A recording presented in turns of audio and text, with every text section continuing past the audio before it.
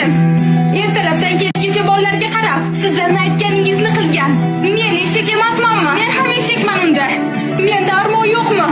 E'tibor qilmaymanmi men?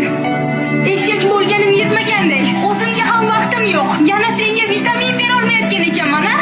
Ko'rinishim yoqmaydi, figuram yoqmaydi, ustimdan ovqat sasiydi. Men senga turmushga chiqishimdan oldin bunday emasdim. Meni bu ahvolga solgan sensan. Sen, tushundingmi? Sen aqling joydami? Meni nima aybim bor? Men nima qildim? O'zingga bir qara. Na bo'yanishni, na yasanchilik qilishni bilasan. Men uyga kirganda ko'zi olarib turgan taftayni emas, chiroyli ayolni ko'rgim keladi. Qachon? Seni krimni yuvib yurib bo'yanamanmi? Yo bolalaringni orqasidan yugurib yuribmi? Yoki oshxonada yurib kiyinamanmi? Uyni ishlari tugamaydi, maqsad.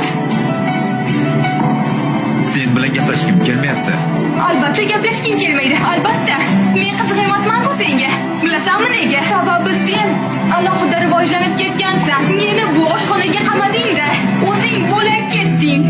Men bu yerda bolalarni tug'arkanman, katta qilarkanman, boqarkanman, uyda o'tirarkanman. Sen bo'lsang yurasan, kimni ko'rsang quchoqlashib. Ularga uylanayotganingizda ularga va'dalar berasizlar. Keyin ayol kishi homilador bo'lib qiynalib yuradi. Keyin farzand ko'rib bolaga qaraydi, yediradi, ichiradi, kasal bo'lsa g'amxo'rlik qiladi. Buning uchun sog'lig'ini, yoshligini sarflaydi. Keyin ayolni yoshi katta bo'lgach, eri undan yuz o'girishi adolatdanmi?